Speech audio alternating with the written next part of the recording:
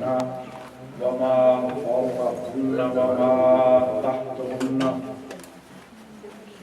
وهو رب العرش العظيم والحمد لله رب العالمين.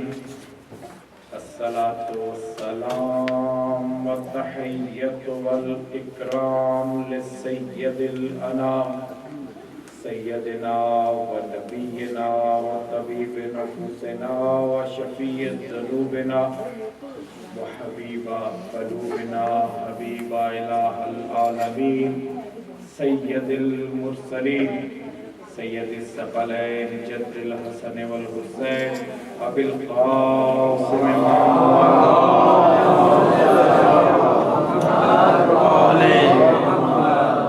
وعلى أهل بيته الطيبين الطاهرين المعصومين الشرفاء ولعنة الله على أعدائهم والأولين من يوم ظلمهم وعداوتهم إلى يوم الدين وبعد يوم الدين. أما بعد فقد قال الله سبحانه وتعالى في كتابه المبين والفرقان المتين وقوله الحق وهو أصدق القائلين. بسم الله الرحمن الرحيم. قل جاء الحق وزهق الباطل إن الباطل كان زهوقا. صلوات اللهم صل على محمد وآل محمد. میرے معزز اور محترم سامعین گرامی قدر، پروردگار عالم آپ کا اس بارگاہ میں چل کے آنا اپنی بارگاہ میں منظور و مقبول ہے، اور جو تمنائیں جو آرزویں آپ اپنے دلوں میں لے کر آئے ہیں پروردگار عالم سب کو پورا ماشاءاللہ. وہ چہرے میرے سامنے موجود ہیں جنہوں نے پورا محرم یہاں آ کے جناب سیدہ اس کے لال کا غصہ دیا. میری دعا ہے پروردگار اعلیٰ آپ سب سوائے دعائے حسین کے اور کوئی کام نہ، خصوصاً جن مومنین نے اس بارگاہ کے ساتھ کسی بھی قسم کا تعاون کیا، دام میں درد میں سکھ میں کل میں کسی بھی قسم کا تعاون کیا، اور بالخصوص نظر و نیاز کا جن احباب نے اہتمام کیا، خصوصاً آج جنہوں نے اہتمام کیا، پروردگار عالم یا کل بھی کریں، پروردگار عالم آپ سب کے کاروبار میں جتنی رات چلتی ترقی عطا فرمائے اور رزق کے حلال کمانے کی توفیق عطا فرمائے. یہ خصوصی طور پہ رات ہوتی ہے کہ ہم اس رات کو فضائل بھی کم ہی پڑھتے ہیں، اور میں نے تو کہا تھا کہ میں فضائل نہیں پڑھوں گا، اور ہم اپنی ذات کے لیے بھی دعا نہیں مانگتے ہیں کہ کل آنے والی شب ہے. ایون یہاں تک کہ ہم ایک دوسرے کا ساتھ سلام بھی نہیں لیتے ہیں. حکم ہے کہ جب بھی کوئی مومن عاشور کے دن دوسرے مومن کو ملے وہ بولے عزب اللہ اجورکم علی مصائب الحسین. اور یہ یاد نہیں ہے تو کم از کم اتنا یاد رکھیں کہ آپ نے ہاتھ وغیرہ نہیں ملانا ہے، گلے نہیں ملنا ہے، کسی کو مسکرا کے نہیں ملنا ہے، اس لیے کہ یہ اہل بیت کے لیے مصیبتیں گمراہ کر دیتے ہیں. اور اگر کوئی اور بھائی آپ کے ساتھ آ کے سلام لیتا ہے تو کسی کی دل آزاری نہیں کریں، جس کو علم نہیں ہے اس کی دل آزاری بھی نہیں کریں. بعض بندے بڑی سختی سے منع کر دیتے، تو یہ پتہ نہیں ہے کہ آج 10ویں دن ہے، ہاتھ نہیں ملاتے ہیں. کیسے سرور کائنات نے فرمایا خود کے عظیم کے ساتھ اخلاق کے ساتھ آپ نے تبلیغ کرنی ہے. جس کو نہیں پتہ ہے تو آپ اس کو اطمینان سے بتا دیں میرے بھائی آج ہماری اگر اس نے ہاتھ بڑھایا ہوا ہے آپ ہاتھ ملا لیں. اس کا مطلب یہ نہیں ہے کہ وہ اس کا جب ہاتھ خالی جائے گا تو پھر اس کا دل ٹوٹے گا کہ میری سیٹ ہوتی ہے. اور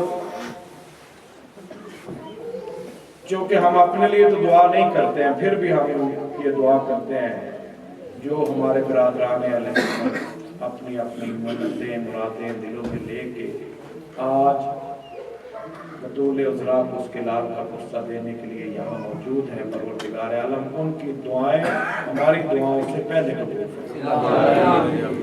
इसलिए कि आज इब्तिला के दौर में यहाँ आना भी बहुत बड़ा जिहाद की बात है, वरना तरह तरह के इल्जामात लगाए जाते हैं शियाने हैदर करार पर, ताकि लोग इनके मजलिसों में जाएं ही नहीं। हमारे इल्म में सारी बातें हैं। आज कोई वो ना तो जवाब देने वाली रात है और ना ही मैं जवाब दूंगा कि कैसे कैसे इल्जामात लगाए जाते हैं ताकि लोग मजलिस अज़ा में ना आए। मजलिस अज़ा में इसलिए कि जब जाएगा तो वो वहां पर पहचान कर आएगा कि हक क्या है, बातिल क्या है। और फितरती बात है, कोई भी कत्ल हो जाता है मकतूल के साथ हमदर्दी हो जाती है, और मकतूल भी ऐसा हो कि जिसके नाना का कलमा पढ़ के हम अपने आप को मुसलमान कहें, फिर उसके कातिल के साथ नफरत ना हो, तो फिर ऐसे इस्लाम को दूर से इस्लाम। मैं शायद फजाइल या ये जुमले ना कहता अगर मेरा एक अजीज बच्चा इकबाल भाई का बेटा है मोहम्मद, उसने मुझे सवाल किया कि मौलाना साहब ये बताएं कि ये सारा कुछ तो चल रहा था सिलसिला, ये अचानक इमाम हुसैन अलैहिस्सलाम को उसने क्यों कत्ल कर दिया? ये कोई हादसे की बात नहीं थी, कोई अचानक वाला मामला नहीं था, ये एक सोची समझी साजिश का नतीजा था। अब मुख्तसर वक्त में इतनी लंबी बात कैसे कह दूं, सिर्फ इतनी सी गुजारिश करता हूँ कि ये परवरदिगार आलम का सिलसिला शुरू से रहा है कि किसी भी चीज़ की पहचान करवानी हो तो उसकी जिद से होती है। जिस तरह दिन की शायद हमें अहमियत का पता न चलता अगर रात न होती, सफेदी की अहमियत का पता न चलता अगर स्याही न होती। किसी भी सेहतमंद बंदे को सेहत का एहसास नहीं होता, अगर आप हॉस्पिटल में जाएं फिर एहसास होता है कि सेहत कितनी बड़ी नेमत है। इसी तरह हक की पहचान उसकी जिद बातिल से हुई, और ये मार्का अज़ल से जारी है और अब तक जारी रहेगा। आदम अलैहिस्सलाम जब आए तो नूरी मिंबर पे बैठ के फरिश्तों को दरस देने वाला इब्लीस मुकाबले में आके खड़ा हो गया बातिल के रूप में, और वो दिन गया और ये दिन आया। उसने जो परवरदिगार आलम को कहा था ना कि मैं सिराते मुस्तकीम पे जाके बैठ जाऊंगा, वो सिलसिला आज तक जारी है। जो बंदा भी सिराते मुस्तकीम की तरफ जा रहा होता है, शैतान उसके ऊपर सबसे ज्यादा होता है। और बड़े बड़े अंबिया जो जो नबी आए, उलुल आज़म पैगंबर आए, उनके मुकाबले में बातिल आता रहा। कभी नमरूद की शक्ल में आता रहा बातिल, कभी फिरौन की शक्ल में आता रहा, और फिर एक वक्त आया कि जब नबियों का सरदार खातमुल अंबिया हजरत मोहम्मद मुस्तफा सल्लल्लाहु अलैहि वसल्लम इस दुनिया में तशरीफ लाए तो बातिल ने बहुत सारे लिबास पहन के, फिर अकेला शैतान नहीं, उसके सारे चेले जो हैं वो अपनी पूरी कुव्वत के साथ टकराए हैं सरवर कायनात के साथ। अबू जहल की शक्ल में, अबू लहब की शक्ल में, अबू सुफियान, ये जितने छोटे छोटे अबू थे ये सारे के सारे मिलके टकराए। और हक ऐसा है कि इसके साथ अबू टकराए तो भी पाश पाश हो जाता है, अम्मी टकराए तो भी पाश पाश। हाँ, हक आया नबी पाक की शक्ल में, लेकिन अबू जहल, अबू लहब, अबू सुफियान, इन सब ने पूरा तन मन धन कुर्बान कर दिया, दाव पे लगा दिया, सरवर कायनात के पैगाम को मिटाने के लिए। और यहाँ तक भी उन्होंने कह दिया, फिर जब टकरे मार मार के थक गए ना, तो उन्होंने ये कह दिया कि ये देखो इसका तो कोई बच्चा भी नहीं है, अब बस माजल्ला उन्होंने जो लफ्ज इस्तेमाल किया अबतर का मतलब होता है दुम कटा, दुम बरीदा। तो उन्होंने सरवर कायनात को ताना दे दिया, ये तो अबतर है, इसकी तो कोई औलाद बाकी नहीं है, बस ये मरेगा तो इसका पैगाम भी साथ ही मर जाएगा। और जब इन्होंने सुना कि सरवर कायनात ने फरमाया अल हुसैन मिन्नी व अना मिनल हुसैन, तो परवरदिगार आलम ने भी वादा कर दिया था, बिस्मिल्लाहिर्रहमानिर्रहीम इन्ना आतैना कल कौसर फसल्लि लिरब्बिका वनहर इन्ना शानिअका हुवल अबतर। ऐ मेरा हबीब, हमने आपको खैर कसीर अता फरमाई, ऐ मेरा हबीब, हमने आपको फातिमा ज़हरा अता फरमाई। और ये दामन में इतनी गुंजाइश नहीं है कि मैं ये सारा खोल के बयान करूं। मुख्तसरन उस वक्त बातिल ने भी अपनी रविश चेंज कर ली और बातिल ने अपना लिबास बदल लिया और कलमा पढ़ के इस्लाम की सफ में मुनाफिकों की तरह दाखिल हो गए। और जैसे आजकल इस्लाम हाईजैक हुआ है, वो लोग कि जिनका इस्लाम के साथ दूर का भी वास्ता नहीं है, कभी अल-कायदा की शक्ल में, कभी तालिबान की शक्ल में, कभी दाइश की शक्ल में, कभी ISIS की शक्ल में इस्लाम के दावेदार ठेकेदार बन के, मालिक बन के आज भी इस्लाम का नाम बदनाम कर रहे हैं दुनिया में। पूरी दुनिया में कहां पर ये लिखा हुआ है कि 50-50 बंदों को लाइन में खड़ा करके औरतों मर्दों बच्चों को गोलियां मारना। और वो भी पहले तो ये था ना कि शिया को मार रहे थे, अब उन्होंने अहले सुन्नत को भी कत्ल करना शुरू कर दिया। एक और परसों की खबर है 300 बंदा अल-अंबार सूबे में उन्होंने खड़ा करके तो गोलियों से खून किया। और वो अहले सुन्नत थे। अभी जो है अमेरिका का एक वजीर खारजा, उसने बयान दिया कि इतने ज्यादा तादाद में अहले सुन्नत को कत्ल करने का मकसद ये है कि हम बहुत वैशी कौम का सामना कर रहे हैं।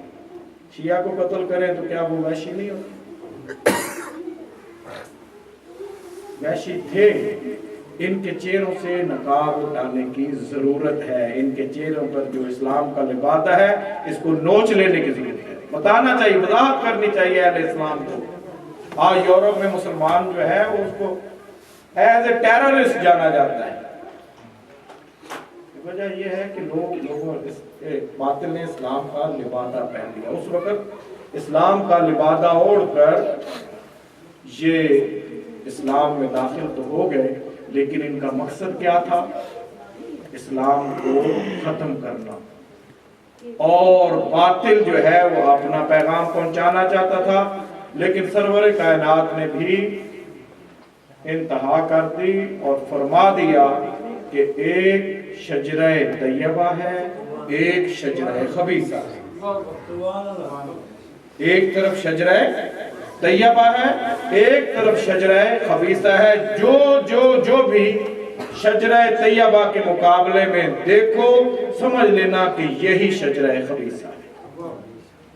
और शजरा तैयबा के मुकाबले में अबू सुफियान ने अपनी सारी जिंदगी सर्फ की, और जब उसकी मौत आई तो वो शजरा खबीसा का एक फल माविया की सूरत में छोड़ दिया। उसने भी अपनी सारी जिंदगी शजरे इस्लाम की जड़ें काटने की कोशिश की, और यहां तक कि मौलाए कायनात के खिलाफ मैदान सफीन में फौज को लेके आया। और फिर तारीख आलम ने इस चीज को देखा कि जब उसकी फौजें शिकस्त के करीब थी तो उन्होंने कुरान को नेज़ों पे बुलंद कर दिया। अब जब कुरान को नेज़ों पे बुलंद किया था तो वो सरदार जो उसने खरीदे हुए थे उन्होंने आवाज लगानी शुरू कर दी कि अल हुक्म लिल्लाह, अल हुक्म इल्ला लिल्लाह, ला हुक्म इल्ला लिल्लाह, ला हुक्म इल्ला लिल्लाह, कोई हुक्म नहीं है सिवाय अल्लाह के। लिहाजा कुरान की बात जो है ना इन्होंने चौके मेजों पे बुलंद कर दी है, इसलिए हमें इनकी बात मान लेनी चाहिए, इनको माफ कर देना चाहिए और जो है वोटों के जरिए फैसला कर लीजिए। हकमैन बना दिए जाए, दो बंदे इधर से हो जाए, दो बंदे इधर से हो जाए, एक इधर से फैसला करे, एक इधर से फैसला करे, जो भी फैसला हो उसको कबूल कर लिया जाए। मौला कायनात ने फरमाया था कि ये जो तुम कह रहे हो ला हुक्मा इल्ला लिल्लाह, ये कलमाए हक है, युराद मिनहुल बातिल, तुम इससे बातिल मुराद ले रहे। हक तो ये है कि जो मैं तुम्हें कहूं वो पूरा करो, लेकिन तारीख इस्लाम ने क्या देखा कि फिर हकमैन का फैसला आया और बड़ी चालाकी से उन्होंने मौला कायनात की माजूली का ऐलान किया। अब बताओ कि माविया की क्या फजीलत थी कि अली को माजूल करके तो माविया को खलीफा बनाया जाता, उसके लिए क्या खिदमात इस्लाम थी, उसकी रसूल अल्लाह के साथ क्या रिश्तेदारी थी, रसूल अल्लाह ने उसके लिए क्या कहा था। सिवाय पूरी जितनी भी हदीस की किताबें हैं सारी छान के देख लें, सिर्फ एक हदीस मिलती है माविया के बारे में, वो भी सरवर कायनात ने बुलाया और वो खाना खा रहा था, उसने कहा मैं खाना खा के आता हूँ। काफी देर के बाद जब वो आया तो आपने फरमाया कि मैंने तुझे बुलाया था, उसने कहा सरकार मैं खाना खा रहा था, आपने फरमाया कि खुदा तेरे पेट को ना भरे।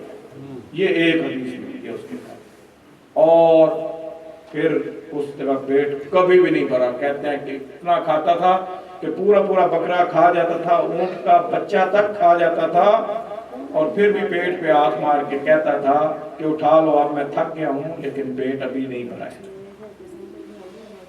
उसने फिर मौला कायनात को कत्ल करवाने के लिए अब्दुर्रहमान इब्न मुलजिम और कदामा का साजिश तैयार की, मौला कायनात को शहीद करवाया।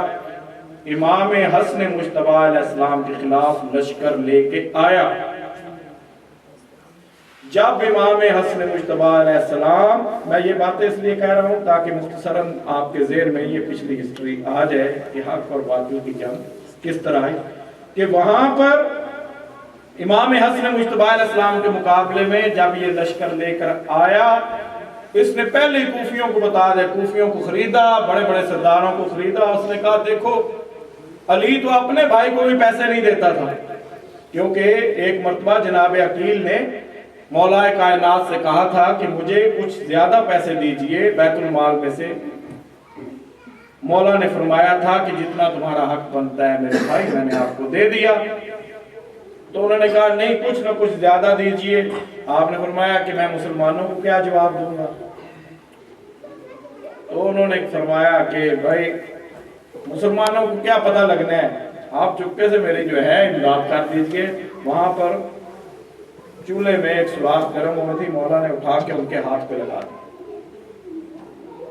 हाथ जल गया। आपने मेरा हाथ जला दे, पैसे भी नहीं दिए और हाथ भी जला रहे हैं। आपने फरमाया कि जो माल जो चोरी करने के लिए, मुसलमानों का माल चोरी करने के तू मुझे कह रहा है, उससे तो जहन्नम की आग जलाएगी हाथ को, और तू मुझे कह रहा है कि मैं मुसलमानों के माल से तुझे ज्यादा दे दूं। अब ये वाकया सारे मुसलमानों को पता थे कि अली हक से ज्यादा किसी को नहीं देते हैं, इवन अपनी बेटी को भी नहीं देते। तो उसने कहा कि अली ने अपने भाई तक को नहीं दिया है। और ये जो बंदे हिस्ट्री जानते हैं उनको पता है कि अरबों का कोई कारों का कारोबार नहीं था, कोई शोरूम नहीं थे अरबों के, कोई तिजारत वाला बिजनेस इतना ज्यादा नहीं था। अरबों का जरिया मुआश ही लूट मार था। अक्सरियत जो अरबों की थी उनका जरिया मुआश शिकार करते थे या लूट मार करते थे या जंग करके, तो जो माले गनीमत हाथ आया तो उसी से वो गुजारा करते थे। अब उसने कहा कि अली ने जंगे सफीन हुई तुमको क्या दिया, अब इसी का बेटा है हसन मुज्तबा, इसने तुम्हें क्या देना है। इसने दौलत के मुंह खोले और धड़ाधड़ सोना जो है वो उनको दिनार और दिरहम तकसीम किए और इमाम हसन मुज्तबा अलैहिस्सलाम के लश्कर के सरदारों तक को खरीद। और इमाम हसन मुज्तबा अलैहिस्सलाम, लोग कहते हैं जनाब सुलह कर ली, जंग क्यों नहीं की, इमाम हसन अलैहिस्सलाम शहीद क्यों नहीं हो गए। उधर जिस तरह इमाम हुसैन अलैहिस्सलाम शहीद हुए, इमाम हसन अलैहिस्सलाम क्यों नहीं शहीद हुए। भाई मसला ये था कि इमाम हसन मुज्तबा अलैहिस्सलाम ने जब देखा कि अब या तो शहादत है या सुलह है, और शहादत के बाद क्या होना है और सुलह के बाद क्या होना है, पैगाम तो दो ही हैं। माविया चाहता है कि उसके बाप की बात पूरी हो, उसके दादा की बात पूरी हो और उनका कल्चर चले। इनका कल्चर क्या था, गाना बजाना, नाचना, ये इनका कल्चर था। खाना काबा का जब भी हाज होता था तो ये उधर नाच गाने की महफिलें करते थे खाना काबा के बाहर। पूरा बनी उमैया का खानदान का कारोबार, बिजनेस ही ये था। ये चाहते थे अपना कल्चर जो है वो लोगों के सामने लेके आए, और जिन लोगों को नहीं पता है वो जनाबे हिसान बिन साबित नबी पाक सल्लल्लाहु अलैहि वसल्लम के नात गो थे। उनके जो कलाम है शेरिया नातिया कलाम, उनमें देखें कि उन्होंने माविया की माँ के बारे में क्या शेर कहे हैं और माविया की बीवी के बारे में क्या शेर कहे हैं। उन्हें आप लोगों को पता चल जाएगा बनु उमैया के बारे में उन्होंने बहुत वजाहत से अशार कहे हैं। ये ना तो वो रात है ना ये मुनकर है कि हम उनके बातें बताएं, लेकिन मुख्तसर ये है कि ये अपना कल्चर लागू करना चाहते थे, अपना दीन लागू करना चाहता था। इमाम हसन मुज्तबा अलैहिस्सलाम अपने दीनाना के दीन को राइज करवाना चाहते हैं। लिहाजा आपने कहा माविया तू क्या चाहता, उसने कहा बादशाह। आपने फरमाया एक शर्त पर मैं हसन मुज्तबा बादशाह तुझे देता हूँ, खिलाफत नहीं, बादशाह तुझे देता हूं एक शर्त पर। उसने कहा क्या शर्त है। आपने फरमाया कि दीन मेरे नाना का चलेगा। उसने कुछ सोचा, उसने कहा ठीक है। आपने फरमाया जो फैसला भी होगा, कोई भी काजी मुकर्रर होगा, वो फैसला कुरान के मुताबिक करेगा। पढ़िए शरायत सुलह इमाम हसन मुज्तबा अलैहिस्सलाम, फिर आपकी आंखें खुलेंगी कि इमाम हसन मुज्तबा अलैहिस्सलाम सुलह करके किस तरह फतह हासिल कर रहे हैं। वो जो अबू सुफियान के कल्चर को चलाना चाह रहा था उसी से लिखवा रहे हैं कि दीन मेरे नाना का चलेगा, तू नमाज की पाबंदी करेगा, जो भी फैसला करेगा कुरान के मुताबिक होगा। अब चूंकि ये बादशाहत लेना चाहता था, ये सारी शराइत तस्लीम करता गया और उसके ऊपर दस्तखत कर दिए गए। फिर इमाम अलैहिस्सलाम ने ये भी शर्त रखवाई थी कि तू जो जुमे के खुतबे में मेरे बाबा को गालियां दिलवाता है वो नहीं देगा। अब आपको अंदाजा होगा कि मौला अली अस्सलाम को जुमे के खुतबे में गालियां दी जाती थी। ये था इन लोगों का दीन, ये था इनका मजहब। और ये सिलसिला कितने तवील अरसे तक चलता रहा कि हजरत उमर बिन अब्दुल अजीज थे बनी उमैया से, उमर बिन अब्दुल अजीज, उन्होंने आके ये गालियों वाला सिलसिला खत्म किया था। उससे पहले तक ये सिलसिला चलता रहा। जब इमाम अलैहिस्सलाम ने शर्त लगाई थी, उसने कहा था कि नहीं ये शर्त मुझे कबूल नहीं है। अब लोग समझते हैं कि ये दीन है तो ऐसे ही चलेगा, लेकिन जहां पर आप होंगे और मदीना में जो है वो अली को गाली नहीं दी जाएगी। लेकिन जब इसने इख्तिदार ले लिया तो फिर आपने वादे से मुकरा भी, और इस तरह मुकरा कि एक मर्तबा ये मदीना में आया और जनाबे अब्दुल्ला बिन अब्बास को कहा कि मैंने सुना है कि तू अली के फज़ाइल पढ़ता है, तू अली की रिवायात बयान करता है। अगर आज के बाद मैंने ये सुना कि तू नामे अली ले रहा है तो मैं तुझे कत्ल करवा दूंगा। तो जनाबे अब्दुल्ला बिन अब्बास ने कहा कि क्या ए माविया तू मुझे कुरान पढ़ने से रोकना चाहता है। उसने कहा नहीं, मैं तुम्हें कुरान पढ़ने से नहीं रोकता हूं, लेकिन नामे अली जो है वो तुम्हारी ज़बान पर नहीं आना चाहिए। उसने कहा समेतो अन रसूलिल्लाह सल्लल्लाहु अलैहि वसल्लम काला काला रसूलुल्लाह सल्लल्लाहु अलैहि वसल्लम अल कुरान व अली व अली अल कुरान, अली कुरान के साथ है और कुरान अली के साथ। वाह वाह क्या बात, माशाअल्लाह। लेकिन ये सिलसिला जारी रहा। वो अपने बातों से मुकर गया, फिर गया, اور یہاں تک کہ جب اس کا آخری وقت تھا اس نے یزید کی بیعت لی، بڑے بڑے صحابہ کے بیٹوں کو خریدا۔ تاریخ اسلام پڑھیں، ہم نے کسی کی دل آزاری تو کرنی نہیں، تاریخ اسلام پڑھیں۔ اس نے بڑے بڑے صحابہ کے بیٹوں کو خریدا، یزید کی بیعت کروائی، اور پھر یزید کو وصیت کی تھی کہ جب تو حکمران بنے گا تو یاد رکھنا 3 بندے جو ہیں نا یہ تیری مخالفت کریں گے، ایک ہوگا عبداللہ بن عباس، ایک ہوگا عبداللہ بن عمر، اور ایک ہوگا حسین ابن علی۔ عبداللہ ابن عباس کو تو ڈرائے گا، دھمکائے گا، وہ تجھ سے ڈر جائے گا، اور عبداللہ ابن عمر کے ساتھ اگر تو پیار محبت سے بات کرے گا تو پھر تحائف دے گا تو وہ تیری اطاعت کر لے گا۔ لیکن حسین ابن علی نہ ڈرنے والا ہے نہ بکنے والا ہے، جیسے ہی موقع ملے حسین ابن علی کو قتل کروا دینا، یہ معاویہ کی وصیت تھی۔ اسی لیے ہم شیعان حیدر کرار کسی کی دل آزاری نہیں کرنا چاہتے، لیکن یزید پر اور معاویہ کے نام پر ہم کوئی کمپرومائز نہیں کرتے۔ یہ معاویہ کی سوچی سمجھی سازش تھی، اس کی وصیت تھی، جس کے اوپر یزید نے فوری طور پر اس نے خلیفہ بنتے ہی، بادشاہ بنتے ہی اس نے پہلا کام یہ کیا، اور اس کا نتیجہ یہ ہوا کہ امام حسین علیہ السلام کو کربلا میں آنا۔ اور اگر یہ بھی یاد رکھے، اپنے ذہن میں بات رکھے، اگر امام حسن مجتبیٰ علیہ السلام کوفہ میں شہید ہو جاتے تو اس کے بعد جو کہ اسلام تازہ تازہ آیا تھا یہ قابض ہو جاتے۔ انہوں نے وہی بات اگر معاویہ کہتا جو یزید نے کہی تھی، یزید نے کیا کہا تھا بیویوں کے سامنے؟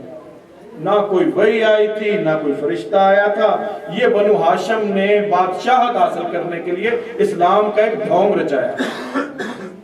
لیکن اس وقت تک 40 سال گزر چکے تھے، لوگ نمازوں کے عادی ہو چکے تھے، قرآن کے عادی ہو چکے تھے، کلمے کے عادی ہو چکے تھے، اذان کے عادی ہو چکے تھے، اس لیے لوگوں نے یزید کی بات پر زیادہ توجہ نہیں دی۔ لیکن جب اسلام تازہ تازہ تھا، اگر امام حسن علیہ السلام شہید ہو جاتے اور یہ بات معاویہ کر دیتا تو جو کچے کچے لوگ تھے انہوں نے اسلام سے پھر جانا تھا۔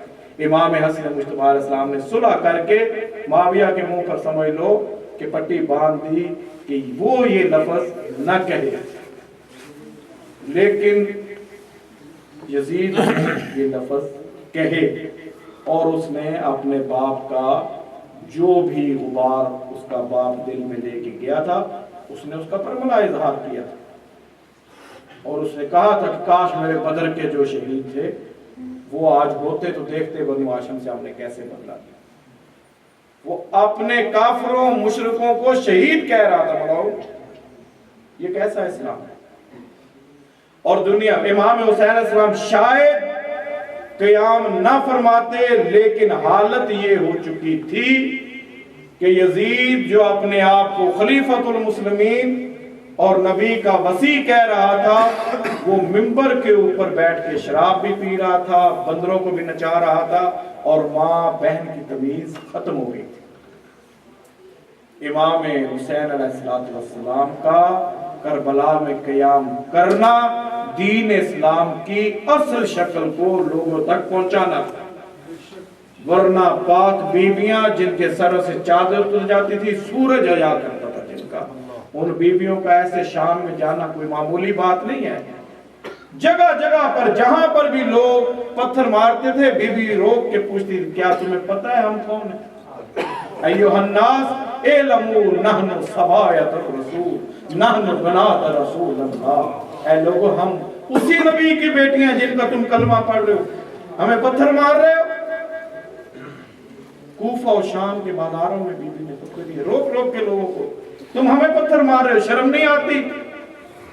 اما تعلمون نحن صبایۃ الرسول، کیا نہیں جانتے ہو کہ ہم رسول اللہ کی بیٹیاں ہیں؟ کتنے لوگ اس وقت حیران ہو جاتے۔ اور انہوں نے جب نیزے کے اوپر قرآن پڑھتے ہوئے امام حسین علیہ السلام کو دیکھا تھا، اس وقت سارے لوگ جو ہیں وہ حیران اور پریشان ہو چکے تھے کہ یہ معاملہ کیا ہے۔ یہ کہہ رہے ہیں کہ دین ہمارے گھر کا ہے، کلمہ ہمارے گھر کا ہے، قرآن ہمارے گھر کا ہے، اذان ہمارے گھر کی ہے، نماز ہمارے گھر کی ہے۔ اگر یہ ان کے گھر کی ہے تو یزید کیا ہے؟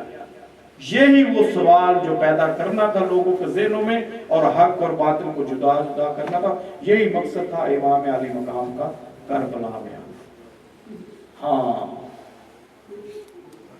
میں اپنی بات کو زیادہ دور نہ دوں، جس مقصد کے لیے ہم آئے اس مقصد کو پورا۔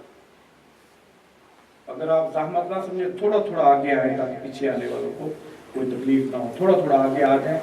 اور صرف آج کی رات کا میرا آقا آپ کا مہمان ہے، اس لیے آج غریبانہ انداز میں اپنے آپ کو امیر نہ سمجھنا، یہ نہ سمجھنا کہ بہت بڑے شو روم کے مالک ہو، بزنس کے مالک۔ آج غریب بن کے غریب کو ترسا دینا، غریب کربلا۔ ہاں،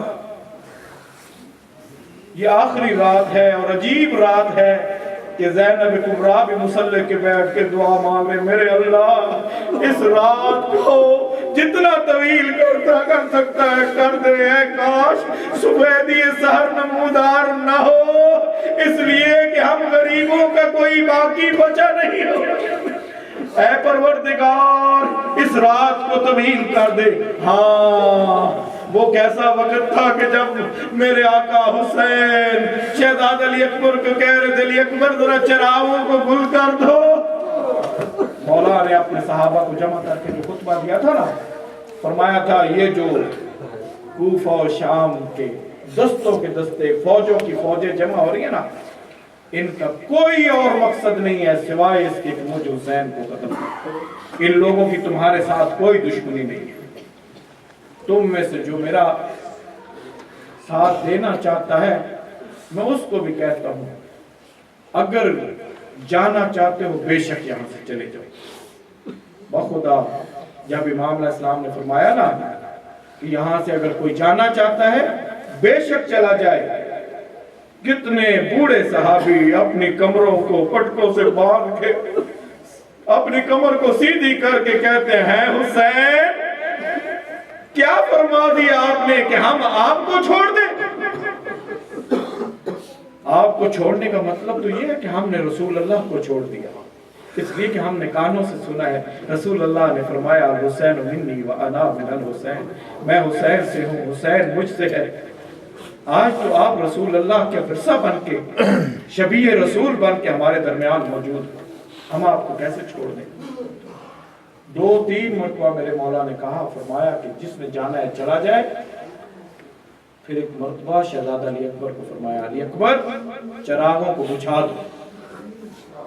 مولا نے فرمایا اگر کسی کو شرمندگی ہوتی ہے نا واپس جانے سے، میں نے چراغ گل کر دیا ہے، اگر کوئی واپس جانا چاہتا ہے بے شک چلا جائے، میں حسین کسی کو روکنے کے لیے نہیں آیا۔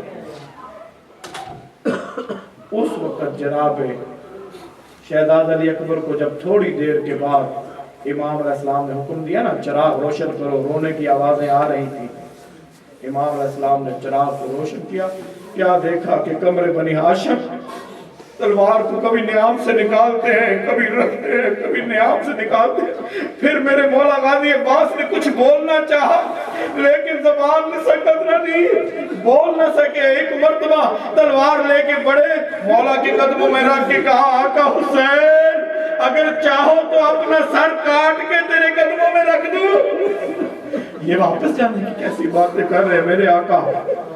ہاں، اس وقت میرے آقا حسین علیہ السلام مرحبا مرحبا یہ فرمایا، اور پھر اس رات کو 3 حصوں میں تقسیم کیا۔ پہلا حصہ میرے آقا نے اپنے صحابہ کے ساتھ گزارا، اور رات کا دوسرا حصہ میرے آقا نے اپنی اہل بیت کے ساتھ قیام میں گزارا، اور رات کا تیسرا پہر میرے مولا نے عبادت کے لیے وقف کیا۔ رات کا یہ پہر جب صحابہ کے ساتھ گزار کے میرے آقا خیمہ گاہ کی طرف گئے نا، خیموں کا ایک چکر لگایا، کیا دیکھا؟ ہر بی بی اپنی اپنی قربانی کو تیار کر رہی ہے۔ کوئی بی بی کہہ رہی ہے قاسم صبح عاشور ہو رہی ہے، مجھے فاطمہ زہرا کے سامنے شرمندہ نہ کرنا۔ کوئی بی بی کہہ رہی ہے علی اصغر اے کاش کہ تو جوان ہوتا۔ کوئی بی بی کسی طرح کہہ رہی ہے اپنی قربانی کو، کوئی کسی طرح تیار کر رہی ہے، لیکن ایک عجیب منظر دیکھا میرے آقا نے کہ میرے آقا کی بہن جو اپنے دونوں لالوں کو لے کے جناب اون محمد کو لے کے کبھی ایک کی پیشانی چومتی ہے، کبھی دوسرے کی پیشانی چومتی ہے اور چوم کے کہتی ہے تم حیدر کرار کے نواسے ہو، تم جعفر طیار کے پوتے ہو۔ میں زینب جانتی ہوں کہ تم وفا بھی کرو گے، میں جانتی ہوں کہ تم دلیری کا مظاہرہ بھی کرو گے، اس لیے میں یہ نہیں کہتی ہوں کہ صبح دلیری کا مظاہرہ کرنا، میں تمہیں یہ نہیں کہتی ہوں صبح وفا کا مظاہرہ کرنا، میں جانتی ہوں تم زینب کبریٰ کے بیٹے ہو، حیدر کرار کے نواسے ہو، تم دلیری بھی دکھاؤ گے، ماما کے اوپر قربان بھی ہوگے۔ ہاں ہاں میں زینب جانتی ہوں کہ تم کم سن ضرور ہو لیکن اتنے بہادر ہو کہ تم دریا تک پہنچ جاؤ گے۔ میرے بچوں وعدہ کرو بس ماں کے ساتھ کہ اگر دریا پہ پہنچو تو پانی نہیں پیو گے۔ اور محمد ماں کے قدموں پہ ہاتھ رکھ کہتے ہیں ماں ہم وعدہ کرتے ہیں کہ اگر دریا پہ پہنچ گئے تو بھی پانی نہیں پیئیں گے۔ صبح عاشور نمودار ہوئی، یہ دونوں ننھے شہزادے اپنے گلے میں تلواریں لٹکائے جب گھوڑوں پہ بیٹھ کے میدان اشقیاء کی طرف چلے۔ حمید ابن مسلم کہتے ہیں میں نے دیکھا دو چاند سے چہرے، ننھے ننھے بچے ہاتھوں میں تلواریں لے کے کبھی کہتے اللہ اکبر، کبھی کہتے ہم عبداللہ ابن جعفر کے بیٹے ہیں، کبھی کہتے ہم حیدر کرار کے نواسے ہیں۔ کہتا ہے کبھی مجھے شہزادے کسی لشکر پہ حملہ کرتے نظر آئے، کبھی کسی لشکر پہ نظر آئے، لیکن ایک ایسا وقت آیا کہتا ہے میرے کانوں پہ آواز آئی علیکن منی سلام یا ابا عبداللہ۔ جب یہ صدا سننی تھی میرے آقا حسین کو پتا چل گیا، اون و محمد گھوڑوں سے گر گئے۔ میرے آقا جب میدان کی طرف جانے لگے، ایک مرتبہ خیمے کا پردہ ہلا، جب خیمے کا پردہ ہلا بی بی نے بلایا حسین کہاں جانے کا ارادہ ہے؟ کہا زینب زینب تیرے لال کی آواز آ گئی۔ کہا نہیں حسین میں نے تو علی اکبر کا صدقہ کر دیا تھا، جب صدقہ گھر سے نکال دو پھر واپس لے کے نہیں آتے۔ کہا حسین اب کیا ہوا کہ میں صبح سے لاشیں اٹھا کے تھک گیا، لیکن مجھے جانے دو زینب اجازت دو۔ بی بی اس وقت کہتی ہے حسین بتا تو صحیح میرے لال کی لاش تک جانے میں اور آنے میں وقت کتنا لگے گا؟ کہا چند ساعتیں۔ بی بی نے کہا جتنا وقت تجھے اون محمد کی لاشوں پہ جانے اور آنے میں لگے گا نا حسین اتنی دیر میرے سامنے بیٹھ جا تو میں جی بھر کے تیری زیارت کرنا چاہتی ہوں، میں جی بھر کے تیری زیارت کرنا چاہتی ہوں۔ اللہ جانے کیسے حسین ننھے شہزادے کے پاس پہنچے۔ ایک شہزادہ دریا کے دوسری طرف جو زیارت کے لیے گئے نا آج بھی جانتے ہیں جناب اون ابن زینب کی زیارت کربلا سے بہت دور ہے، دریا سے بہت دور۔ میرے آقا چھوٹے شہزادے کی لاش پہنچے نا تھوڑی سی جان باقی تھی، قدموں میں لرزا تھا، تڑپتا ہوا شہزادہ تھا، آخری ہچکیاں لے رہا تھا۔ جب ماما کو آتے دیکھا نا اٹھنے کی کوشش کی، دونوں زخمی ہاتھ ماتھے میں رکھ کے کہا السلام علیکم یا ابن رسول اللہ، اے فرزند رسول، اس بانجے کا آخری سلام ہو۔ کہا ماما ایک بات کرنا چاہتا ہوں، میری اماں تک پیغام پہنچا دیجئے گا۔ ماما میری ماں کے لیے ایک وصیت ہے، ایک آخری پیغام ہے۔ حسین فرماتے ہیں میرا لال بتا تو صحیح، فرماتے ہیں مامو جان میری اماں کو بتانا اماں جان ہم لڑتے لڑتے دریا کے کنارے پہنچ گئے تھے، ہم دریا کے اندر بھی پہنچ گئے تھے، لیکن اما آپ نے پانی نہیں دیا۔ اما آپ تو راضی ہونا، اجرکم اللہ، اجرکم اللہ۔ ہاں یہی رات ہے رونے کی، تھک کے نہیں رونا ہے، یہی رات ہے رونے کی۔ کیسی عجیب رات تھی۔ میرے آقا جب چلتے چلتے پہنچے تھے نا بہنوں کے خیمے میں، بہنوں سے خیموں سے ہوتے ہوئے جب امام زین العابدین علیہ السلام کے خیمے میں پہنچے تھے نا، عالم کیا تھا؟ جناب سید سجاد کے بشیر میرے مولا نے بیٹھ کے بیٹے کے سرانے بیٹھ کے بیٹے کے ماتھے چوما، بیمار سجاد کے رخسار چومے، اور شبیر کے بے ساختہ آنسو نکل کے سجاد کے چہرے پہ گر گئے۔ بس آنسوں کو گرنا تھا، سید سجاد تڑپ کے اٹھے، دیکھا بابا کا چہرہ، بابا کس نے تو آپ کو میری زندگی میں رلا لیا۔ ایک دم سید سجاد خاموش ہو گئے، کچھ کانوں پہ آوازیں آئیں، جیسے شہد کی مکھیوں کی آوازیں ہوتی ہیں نا، ایسے قرآن پڑھنے کی آواز سید سجاد کے کانوں پہ آئی۔ جتنے بیمار تھے نا اپنی طاقت کو مجتمع کیا، اٹھ کے بیٹھ گئے، اٹھنے کی کوشش کی، بابا یہ میں کیا آوازیں سن رہا ہوں؟ بابا یہ قرآن پڑھنے کی آوازیں ہمارے خیموں کے قریب۔ ہاں سجاد، یہ میرے صحابہ کی قرآن پڑھنے کی آواز ہے بابا۔ آپ کے صحابہ کے خیمے میری پھوپھی کے خیمے کے اتنا قریب آ گئے کہ ان کے قرآن پڑھنے کی آواز میری پھوپھی کے خیمے تک آ رہی ہے۔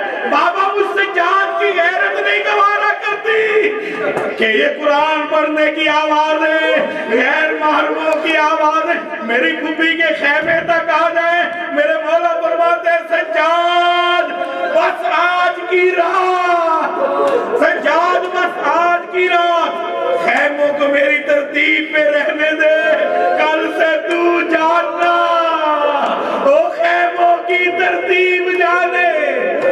اجرکم اللہ، اجرکم اللہ۔ آخری ودا کرتے کرتے جب سید الشہداء پہنچے نا اپنے خیمے میں، رات کا آخری پہر ہونے والا تھا، قریب تھا، میرے مولا نے کیا دیکھا کہ 4 سالہ بچی ہے خیمے میں، کبھی دائیں جاتی ہے کبھی بائیں جاتی ہے، کبھی اس طرف جا رہی ہے کبھی اس طرف جا رہی ہے۔ سید پوچھتے ہیں سکینہ کیا ہوا، ابھی تک سوئی نہیں؟ سکینہ رات کا آخری پہر ہے، سکینہ سوئی کیوں نہیں؟ میرا لال سو جاؤ۔ اس وقت بی بی کہتے بابا آپ تو جانتے ہیں کہ میں آپ کے سینے پہ سوتی ہوں، جب تک آپ کا سینہ نہ ملے مجھے نیند نہیں آتی۔ بابا میں کیسے سو جاتی، آپ تو خیموں سے باہر تھے۔ اس وقت میرے مولا فرماتے سکینہ، میرے مولا نے بستر کا اہتمام نہیں کیا، بستر کا انتظار نہیں کیا، میرے مولا زمین پہ لیٹ گئے، زمین پہ لیٹ کے کہا آؤ سکینہ آؤ میں تجھے سلاؤں، آؤ میرے سینے پہ آ کے لیٹ جاؤ۔ اب ننھی سکینہ آ کے بابا کے سینے پہ لیٹ گئی، میرے مولا نے پیار کرنا شروع کیا اور کہا سکینہ سکینہ یہ آج سے تو تیری آخری نیند ہے میرے سینے پہ، سکینہ کل سے تو اپنی اماں کے پاس سونا، کیا فرمایا نا کل سے اماں کے پاس سونا۔ سکینہ تڑپ کے کہتی ابا بابا اماں کے پاس تو میرا علی اصغر سوتا ہے۔ کہا سکینہ کل سے علی اصغر میرے پاس سوئے گا اور تو اپنی اماں کے پاس، لیکن سکینہ ایک وعدہ کر اپنے بابا سے، جہاں تیری پھوپھی زینب کہے سکینہ سو جانا، اگر تپتا میدان ہو تو بھی سو جانا، سکینہ شام کا زندان ہو۔ اجرکم اللہ، اجرکم اللہ۔ وہ کیسی منحوس گھڑی تھی جب سفیدی سحر نمودا ایک ایک کر کے سارے جانے۔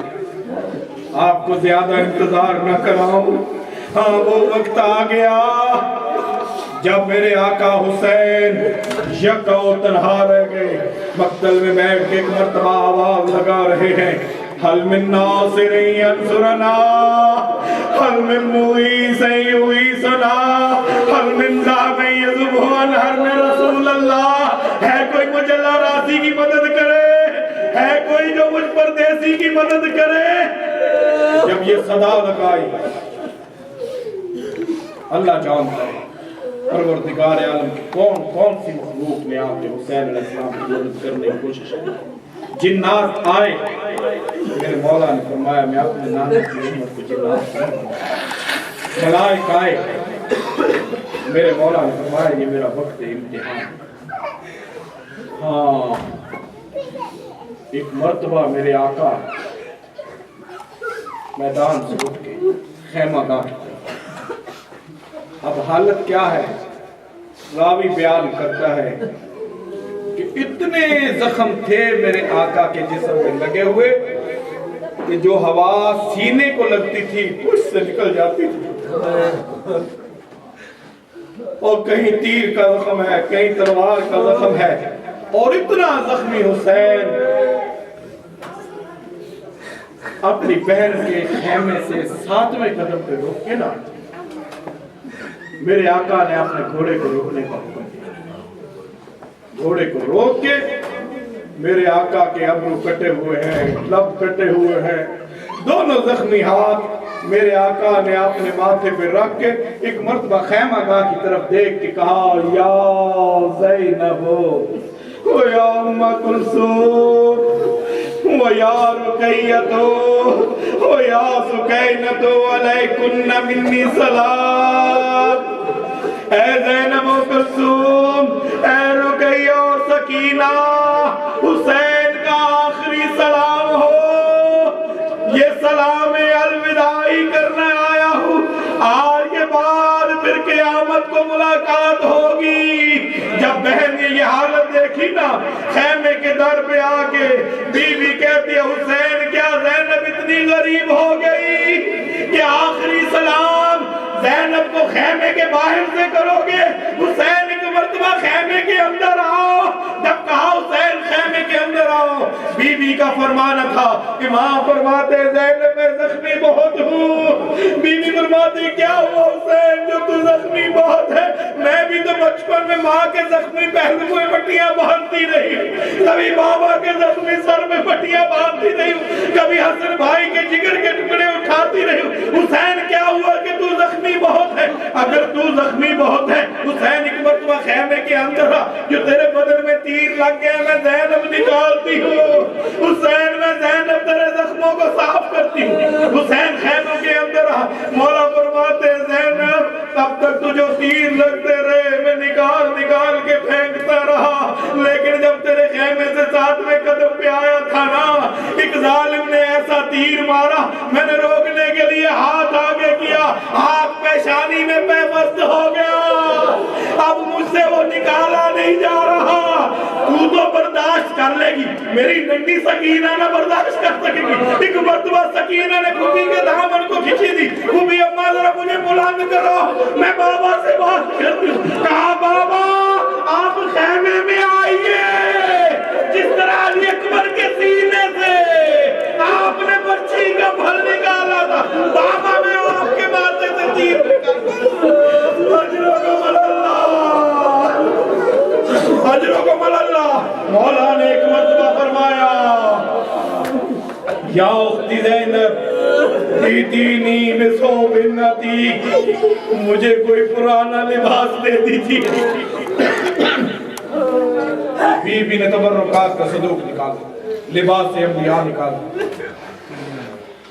طرح طرح کے لباس نکالے۔ میرے مولا نے جو سب سے بوسیدہ لباس تھا اس کو اختیار فرمایا، اس کو بھی جگہ جگہ سے پھاڑنا شروع کیا۔